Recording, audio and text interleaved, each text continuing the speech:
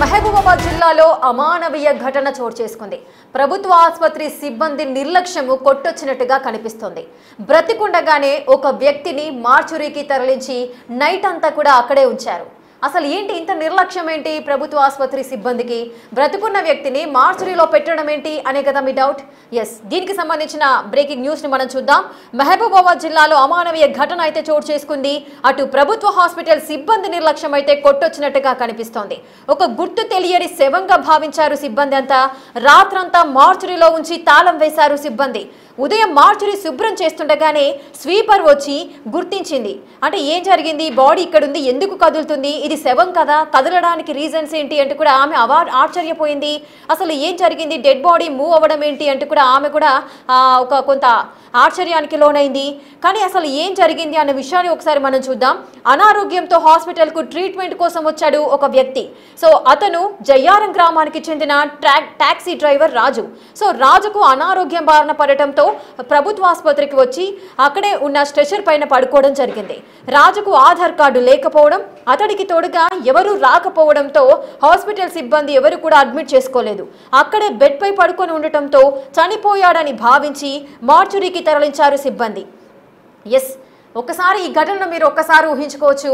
Taxi driver రాజు అతనికి అనారోగ్యం ఉంది, ఆరోగ్యం బాలేదు అంటూ కూడా హాస్పిటల్కి రావడము, అతనితో ఎవరూ లేకపోవడంతో హాస్పిటల్ యాజమాన్యం కూడా అసలు ఎవరు కూడా అతన్ని అడ్మిట్ చేసుకోలేదు.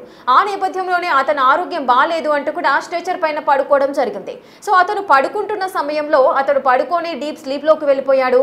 ఇక అతనికి హెల్త్ బాగాలేదు కాబట్టి కాన్షియస్లో లేడు.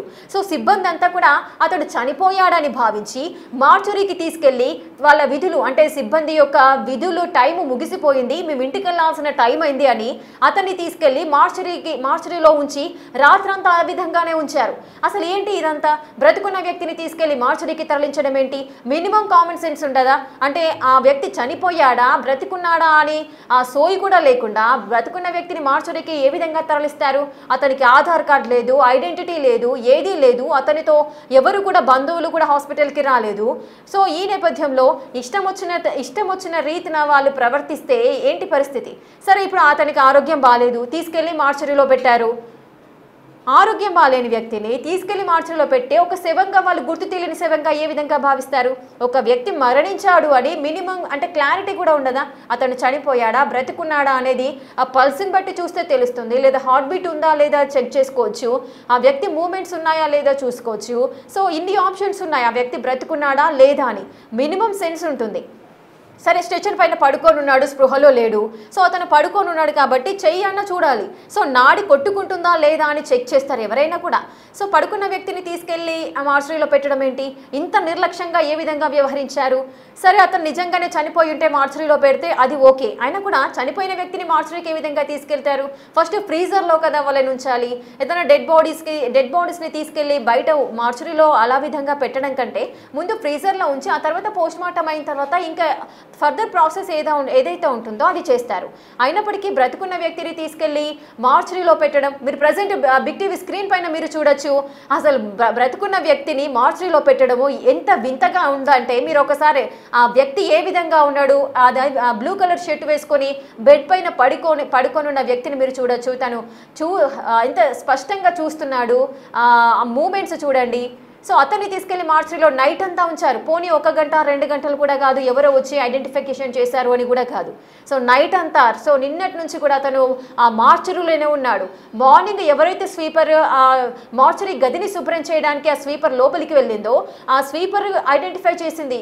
ఏంటి శవం కదులుతుంది అని ఆమె ఆశ్చర్యపోయి మళ్ళీ సిబ్బందికి తెలియజేస్తే మళ్ళీ ఆ అబ్బాయిని బయటకు తీసుకొచ్చి పోలీసులకు కంప్లైంట్ చేయడము. ఆ తర్వాత పోలీసులు వచ్చి అంటే అతనికి ఐడెంటిఫికేషన్ లేదు కాబట్టి ట్రీట్మెంట్ చేయలేదు అని ఒక వర్షన్ వినిపిస్తోంది. అసలేంటి, ఒకవేళ ఆ వ్యక్తి నిజంగానే మార్చురీలో ఉంచినప్పుడు చనిపోతే ఏంటి పరిస్థితి? ఎవరు రెస్పాన్సిబిలిటీ తీసుకుంటారు? అంటే తోడుకు ఎవరు లేరు, అతనికి ఆధార్ కార్డు లేదు, ఐడెంటిఫికేషన్ లేదు కాబట్టి ఇష్టారీతిన ఈ విధంగా చేస్తే, ఒకవేళ తనని తీసుకుపోయి అందులో మార్చురీలో ఉంచితే తన ప్రాణాలు పోతే పరిస్థితి ఏంటి? అంటే దీనికి ఎవరు బాధ్యత వహిస్తారు? అంటే గవర్నమెంట్ హాస్పిటల్ సిబ్బంది ఈ విధంగా ప్రవర్తించడం వల్ల ఒక ప్రాణాలు కోల్పోయే పరిస్థితి ఉంది కదా. మరి ఒకవేళ ప్రాణాలు కోల్పోతే ఒక వ్యక్తి ప్రాణాలు తీసిన వారు అవుతారు కదా, ప్రాణాలు తీసిన వాళ్ళు హంతకులే అవుతారు కదా. మరి అప్పుడు వాళ్ళని ఏమనాలి? మరి వారిపైన ఎటువంటి కేసులు లేవా? సో ఏంటి పరిస్థితి అంటే ఏంటి అంటే కూడా చాలామంది చూస్తున్న జనాలంతా కూడా ఆశ్చర్యానికి లోనవుతున్నారు. ఈ మధ్య కాలంలో మనం చూసాము, ఆల్రెడీ చనిపోయిన శవానికి బ్రతికున్నాడు అని చెప్పి ట్రీట్మెంట్ చేసి డబ్బులు దంటుకుంటున్న వైద్య సిబ్బందిని, హాస్పిటల్ యాజమాన్యాన్ని మనం చూసాం. కానీ ఇక్కడ దానికి పూర్తి వ్యతిరేకంగా ఉన్న సిబ్బంది యొక్క నిర్లక్ష్యం కూడా మనకి ఇక్కడ కనిపిస్తోంది. సో ఇక్కడ కూడా అసలు మినిమం కామన్ సెన్స్ లేకుండా ఆ వ్యక్తి పడుకొని ఉన్న వ్యక్తిని తీసుకెళ్లి చనిపోయాడని భావించి గుర్తు తెలియని శవం అని చెప్పి తీసుకెళ్లి మార్చరీలో పడేయడం ఏంటి? ఆ రాత్రంతా అతను అక్కడే ఉండడం ఏంటి? స్వీపర్ వచ్చి చూసి ఇతను బ్రతికే ఉన్నాడని చెప్పడం ఏంటి? పోలీసులు వచ్చిన తర్వాత అప్పుడు అతనికి ట్రీట్మెంట్ అందించడం ఏంటి? సో ఇవన్నీ చూస్తుంటే కూడా చాలా వింతగా, కొత్తగా కనిపిస్తుంది. అదేవిధంగా వారి యొక్క హాస్పిటల్ యాజమాన్యం యొక్క నిర్లక్ష్యం అనేది కూడా, ఆ సిబ్బంది యొక్క నిర్లక్ష్యం అయితే కొట్టొచ్చినట్టుగా కనిపిస్తుంది. మరి దీనికి సంబంధించి అసలు ఏం జరిగింది, పూర్తి డీటెయిల్స్ మా ప్రతినిధి యశ్వంత్ అందిస్తారు. యశ్వంత్, మనం చూస్తూనే ఉన్నాము, ఏంటి ఘటన? బ్రతుకున్న వ్యక్తిని తీసుకెళ్లి మార్చరీలో పడేయడం ఏంటి? మార్నింగ్ వచ్చిన స్వీపర్ ఈ విషయాన్ని గమనించడం ఏంటి? అసలు ఏం జరిగింది ఎగ్జాక్ట్గా చెప్పండి. ప్రభుత్వ జనరల్ ఆసుపత్రిలో దారుణం చోటు చేసుకొని చెప్పుకోవచ్చు. 3 రోజుల క్రితం ట్రీట్మెంట్ కోసం వచ్చిన రాజు అనే యువకుడిని చనిపోయారని భావించి మార్చూరులో భద్రపరిచారు. ప్రస్తుతం మార్చూరు భద్రం చూసుకోవచ్చు. ఈ మార్చూరులో కేవలం ఒక డెడ్ బాడీ మార్చూరులో భద్రపరచాలి అంటే దీనికి సంబంధించి ఈసీజీ, బీపీ, బ్లడ్ ప్రెషర్, దీనికి సంబంధించిన వైద్యానికి సంబంధించిన అన్ని ఫార్మాలిటీస్ పూర్తయిన తర్వాతనే డెడ్ బాడీని మార్చూరులోకి పెట్టాలి. కానీ ఈ రాజు అనే వ్యక్తి ట్యాక్సీ డ్రైవర్ గత 3 రోజులుగా ఆరోగ్యం బాగాలేదని హాస్పిటల్కి వచ్చాడు. కానీ ఇక్కడికి వచ్చిన సిబ్బంది ఎవరైతే ఉంటారో ఇతను 3 రోజుల క్రితమే వచ్చి చనిపోయాడని భావించి ఎలాంటి టెస్టులు అలాంటి ఏమి చేయకుండా నిబంధనల విరుద్ధంగా నేరుగా మార్చూరులో భద్రపరిచారు. మార్చూరులో భద్రపరిచడం ఒక అయితే ఈ రోజు ఎర్లీ మార్నింగ్ హాస్పిటల్ సంబంధించిన స్వీపర్ ఎవరైతే ఉంటారో ఆ స్వీపర్ మొత్తం క్లీన్ చేస్తున్న నేపథ్యంలో రాజు కొద్దిగా శబ్దం చేశాడు, నేను బతికే ఉన్నాను చేయడంతో ఎమ్మటే స్వీపర్ ఉట్టిన హాస్పిటల్ సూపర్వైజర్ ఎవరైతే ఉన్నారో హాస్పిటల్ సూపర్వైజర్ రాజు కూడా సమాచారం అందించి ఆ రాజు వెంటనే ఎవరైతే అవుట్ పోస్ట్ లో డ్యూటీలు ఉంటారో ఆ అవుట్ పోస్ట్ డ్యూటీలకు సంబంధించిన పోలీస్ కానిస్టేబుల్ సమాచారం అందడంతో పోలీస్ కానిస్టేబుల్ ఉట్టిన ఉన్నతాధికారులకు కూడా సమాచారం ఇచ్చారు. సార్, ఇక్కడ అన్నౌన్ సంబంధించిన పర్సన్ మార్చూరులో ఉన్నాడు, అతనికి ట్రీట్మెంట్ అందించాలని చెప్పడంతో సిఐ ఏమంటే వెంటనే టౌన్ ఎస్ఐ గారికి సమాచారం అందడం, టౌన్ ఎస్ఐ ఉట్టిన వచ్చి రాజును మార్చూరు నుండి కూడా ప్రభుత్వ ఏరియా ఆసుపత్రిలో అడ్మిట్ చేయించి కూడా ట్రీట్మెంట్ అందించారు. ప్రస్తుతం రాజు ప్రాణాపాయ స్థితిలో ఏం లేదు, కానీ ట్రీట్మెంట్ అయితే అందుతుంది. పూర్తిగా అధికారుల నిర్లక్ష్యం స్పష్టంగా కనబడుతుంది. ప్రభుత్వ జనరల్ ఆసుపత్రిలో పేద మధ్యతరగతి వారు మాత్రమే ఈ ఆసుపత్రికి వస్తూ ఉంటారు. కానీ ఇలాంటి ఆసుపత్రిలో పర్యవేక్షణ లేకపోవడం ఇలాంటి సంఘటనలు పునరావృతమని చెప్పుకోవచ్చు. ముఖ్యంగా నిత్యం పర్యవేక్షించాల్సిన అధికారులు ప్రభుత్వ జనరల్ ఆసుపత్రిపై దృష్టి పెట్టకపోవడం వల్లనే ఇలాంటి సంఘటనలు జరిగాయని కూడా ప్రధానంగా ఆరోపణలు వినిపిస్తున్నాయి. బతికున్న మనిషిని చనిపోయారని భావించి ఇలా హాస్పిటల్లో కాకుండా మార్చూరులో భద్రపరచడం ఏంటని కూడా పూర్తిగా విమర్శలు అయితే వెల్లువెత్తుతున్నాయి. ఓవైపు ప్రభుత్వ పేదల కోసం ఎంతో ఖర్చు చేస్తూ ఆసుపత్రులపై ఎనలేని ఎన్నో వైద్య సేవలను కూడా ప్రభుత్వం వైపు అందిస్తున్నా కూడా కొంతమంది అధికారుల నిర్లక్ష్యం మూలంగా పేదల ప్రాణాలు గాలిలో కలిసిపోతున్నాయి. యశ్వంత్, మీరు ఆ వ్యక్తితో మాట్లాడడం జరిగిందా? అంటే టాక్సీ డ్రైవర్ ఎవరైతే ఉన్నారో ఆ రాజుతో మీరు మాట్లాడారా? మా టాక్సీ డ్రైవర్ ని మనం అతనితో కన్సల్ట్ అయ్యి మాట్లాడే ఏం జరిగింది, నైట్ ఎక్కడ పడుకున్నావు అని అడిగినప్పుడు నేను నైట్ ఎక్కడైతే క్యాంటీన్ ఉంటుందో హాస్పిటల్లో పడుకున్నాను, నన్ను గుర్తు తెలియని వ్యక్తులు, నాకు స్పృహ లేదు, అప్పుడు సంబంధించిన ఎవరో కొంతమంది వ్యక్తులు నన్ను తీసుకుపోయి ఒక రూమ్ లో బంధించారు. తెల్లవారు చూసేవారికి నా చుట్టూ కూడా ఫ్రీజర్ బాక్సులు ఉన్నాయి. ఇవన్నీ నేను ఒక్కనే సింగిల్ గా ఉన్నా, నాకు భయం వేసింది. ఊడ్చడానికి వచ్చినప్పుడు నన్ను రక్షించండి, నన్ను ఆసుపత్రిలో జైన్ చేయించండి అన్నప్పుడు స్వీపర్ నన్ను గమనించిందని కూడా రాజు మనకు బిగ్ టీవీకి ప్రత్యేకించి చెప్పడం జరిగింది. మొత్తానికి రాజును కేవలం యశ్వంత్, మీరు ఆ వ్యక్తితో మాట్లాడడం జరిగింది. రాజు నేను అక్కడే పడుకొని ఉన్నాను అంటున్నారు, చుట్టూ ఫ్రీజర్స్ ఉన్నాయి, ఫ్రీజర్ బాక్సెస్ ఉన్నాయి అన్నారు. మరి రాజును ఫ్రీజర్ బాక్స్ లో ఉంచారా, లేదంటే బయట ఏదైనా స్ట్రెచర్ పైన పడుకోబెట్టారా? రాజు చాలా అదృష్టవంతుడు అని చెప్పుకోవాలి. అధికారుల నిర్లక్ష్యం రాజు ప్రాణాలను కూడా బలి తీసుకోకముందే తన ప్రాణాలతో బయటపడ్డాడు. అదే చనిపోయాలని భావించి ఫ్రీజర్ బాక్స్ లో పెట్టే ఉంటే దారుణంగా రాజు చనిపోయే పరిస్థితి ఉండేది. కానీ అలా చేయకుండా మార్చూరులో మూలకు పక్కకు పడేయడం పట్ల రాజు ప్రస్తుతం ప్రాణాలతో బయటపడ్డాడు. అసలు ఏం జరిగిందో నాకు రాత్రి తెలియదు. రాజును చనిపోయాడని సిబ్బంది అంతా కూడా భావించడము, మార్చరీలో పెట్టడం జరిగింది. ఒకవేళ నిజంగానే శవం అని చెప్పి ఒకవేళ ఫ్రీజర్ లో పెట్టుంటే మార్నింగ్ లేచి చూసేసరికి అతని శవంగానే ఉండేవాడా? అంటే ఆ చలికి ఎగ్జాక్ట్లీ కంపల్సరీ అధికారుల నిర్లక్ష్యం అంతా చనిపోయి ఉన్నాడని ఫ్రీజర్ బాక్స్ లో పెట్టుంటే చెల్లం ఎట్లా లేదు, స్పృహ కోల్పోయాడు. నిజంగా ఈ శవమైన భావిస్తే మాత్రం నిజంగా కూడా వైద్యుల నిర్లక్ష్యం ఒక నిండు ప్రాణాన్ని కూడా బలి తీసుకుని చెప్పుకోవచ్చు.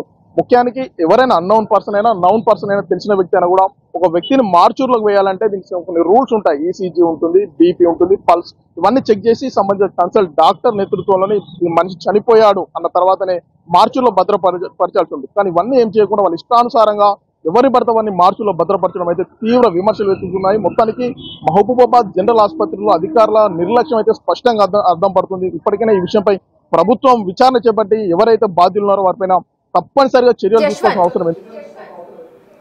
యశ్వంత్, ఇది అంత సింపుల్ గా వదిలేసే మ్యాటర్ కాదు, అంత చిన్న విషయం కూడా కాదు. బ్రతుకున్న వ్యక్తిని తీసుకెళ్లి ఆ ఫ్రీజర్స్ మార్చురీ గదిలో భద్రపరచడం ఏంటి? ఆ వ్యక్తి నిజంగానే చనిపోయి ఉంటే పరిస్థితి ఏంటి? మరి ఇప్పుడు వాళ్ళకి సంబంధించి అసలు రాజు ఈ విషయానికి ఏదైనా కంప్లైంట్ చేయడం జరిగిందా పోలీసులకి? ఎవరైతే సిబ్బంది నిర్లక్ష్యంగా వ్యవహరించారో వారిపైన ఏదైనా చర్యలు తీసుకునే అవకాశాలు ఉన్నాయా? అసలు రాజు చనిపోయాడని ఎవరు నిర్ధారించారు? ఆ సిబ్బంది ఎంతమంది ఉన్నారు? వారు ఎవరు తీసుకెళ్లి మార్చురీలో పెట్టారు? రాజు పరిస్థితి అయితే ప్రస్తుతం లేవలేని సిచ్యువేషన్ లో ఉన్నాడు. తనకు కిడ్నీ సంబంధించిన వ్యాధి బాధపడుతున్నాడు. నా అంటూ ఎవరు లేరని కూడా తీవ్రమైన ఆవేదన వ్యక్తం చేస్తున్నారు. మొత్తానికి ఇక్కడ డాక్టర్లతో పాటు వైద్య సిబ్బంది మొత్తం నిర్లక్ష్యం కూడా స్పష్టంగా కనబడుతుంది. ఒక వ్యక్తి హాస్పిటల్లో వచ్చి స్పృహ తప్పిపై 3 రోజులు ఉన్నప్పటికీ కూడా కనీసం చూడకపోవడం కూడా మానవత్వం మంటగలిసి అని చెప్పుకోవచ్చు. ఎవరైతే ఉన్నారో అన్నౌన్ పర్సన్ అయినా నౌన్ పర్సన్ అయినా వారికి పూర్తి స్థాయిలో వైద్య సేవలు అందించి ప్రాణాలు కాపాడాల్సిన వైద్యులే చనిపోకముందే ఇలా మార్చూర్లో భద్రపరచడం మీద తీవ్ర విమర్శలు వెలువెత్తుతున్నాయి. ప్రస్తుతం ఎవరైతే రాజు ఉన్నా నాకేం జరిగిందో నాకు గుర్తు లేదు, నేను చనిపోయేవాడిని, నన్ను బతికించండి అని నేను అరుపులు కేకలు వేశాను, ప్రస్తుతం అయితే ట్రీట్మెంట్ పొందుతున్నానని కూడా చెప్తున్నారు. ఈ విషయంపై పోలీసులు ప్రభుత్వం విచారణ చేస్తే మాత్రం ఇంకా సంచలనమైన విషయాలు వెలుగు తీసుకొచ్చే అవకాశాలు అయితే ఉన్నాయి. యశ్వంత్, అయితే ఇప్పుడు రాజుకి సంబంధించి ఆయన ఆరోగ్యము కుదుటగా లేదు అని చెబుతున్నారు. మరి అతనికి ఇప్పుడు ఏ విధమైన ట్రీట్మెంట్ అందుతోంది? ప్రస్తుతం ఈ సంబంధించి న్యూరాలజీతో పాటు జనరల్ ఫిజిషియన్ డాక్టర్లు కూడా మొత్తం వైద్య పరీక్షలు నిర్వహించి సెలైన్ల బాటిల్తో పాటు దానికి సంబంధించి ట్రీట్మెంట్ కూడా అందిస్తున్నారు. ప్రస్తుతం మాట్లాడుతున్నాడు కానీ నడవలేని సిచ్యువేషన్ లో ఉన్నాడు. ప్రస్తుతం ఆరోగ్య పరిస్థితి నిలకడ ఉంది. ప్రభుత్వం మెరుగైన వైద్య సేవలు అందిస్తుందని సంబంధించిన డాక్టర్లు అయితే చెప్తున్నారు. కానీ గత రాత్రి నుండి అంటే నైట్ నుండి సుమారు 12-16 గంటలు మార్చూరులోనే ఉండడం పట్ల తీవ్రమైన విమర్శలు వెలువెత్తుతున్నాయి. ప్రాణాపాయ స్థితిలో ఉన్నవారినే కాపాడాల్సిన వైద్యులే ప్రాణంతో ఉన్నవారినే ఇలా మార్చూరులో వేయడం అయితే సరైనది కాదని కూడా స్థానికుల విమర్శలు వెలువెత్తుతున్నాయి. పోలీసులు ఏమంటున్నారు? ఎవరి మీద అయినా చర్యలు తీసుకునే అవకాశాలు ఉంటాయా? అదేవిధంగా హెచ్ఆర్సీ ఏదైనా ఈ కేసును సుమటోగా తీసుకొని కేసు ఫైల్ చేసే సందర్భాలు ఉంటాయా? మనమైతే నేరుగా ఎవరైతే నైట్ డ్యూటీలో ఉన్నారో కానిస్టేబుల్ అవుట్ పోస్ట్ కానిస్టేబుల్ అడిగాము. ఈ అవుట్ పోస్ట్ కానిస్టేబుల్ ఎవరైతే అన్నౌన్ పర్సన్ ఉన్నా ఎవరున్నా యాజ్ రికార్డులో అడ్మిట్ రికార్డులో అవుట్ పోస్ట్ రికార్డులో నమోదు చేసిన తర్వాతనే హాస్పిటల్కి వెళ్ళడం కానీ మార్చురీకి వెళ్ళడం కానీ ట్రీట్మెంట్ అందడం కానీ చేయాలి. కానీ మనం ఆ సంబంధిత కానిస్టేబుల్ అడిగినప్పుడు మాకు ఉన్నతాధికారులు సమాచారం అందించారు. ఈ మార్చూరులో ఉన్న వ్యక్తిని తీసుకొచ్చి అడ్మిట్ కూడా చేశామని కూడా మనకు సంబంధిత కానిస్టేబుల్ మాతో మాట్లాడి దాని విజువల్స్ కూడా మనం ఎక్స్క్లూజివ్ గా సేకరించడం కూడా జరిగింది. మొత్తానికి దీనిపైన ఇటు మానవకుల పాటు ఇతర మానవతావాదులు కూడా తీవ్రంగా విమర్శలు చేస్తున్నారు. వైద్యుల నిర్లక్ష్యం అయితే స్పష్టంగా కనబడుతుంది. దీన్ని పర్యవేక్షించాల్సిన సంబంధిత అధికారులు ఎవరు కూడా సరిగ్గా పర్యవేక్షణ లేదు, పర్యవేక్షణ కొరవడింది అంటున్నారు. ఇప్పటికే మహబూబాబాద్ శాసనసభ్యులు డాక్టర్ మురళి నాయక్ కూడా పలుమార్లు ఈ విషయంపై సార్లు అధికారులను వైద్య అధికారులను కూడా హెచ్చరించారు. ప్రభుత్వం మెరుగైన వైద్య సేవలు అందిస్తుంది, అధికారులు నిర్లక్ష్యం వహించదు, ముఖ్యంగా వైద్యులు నిర్లక్ష్యం వహించదు. వైద్యులు అంటే ప్రాణాలు కాపాడేవాళ్ళు కానీ ఇలా ప్రాణాలు తీయొద్దని కూడా స్థానిక శాసనసభ్యులు పలుమార్లు విజిట్ చేసి ఎన్నోసార్లు హెచ్చరించినా కూడా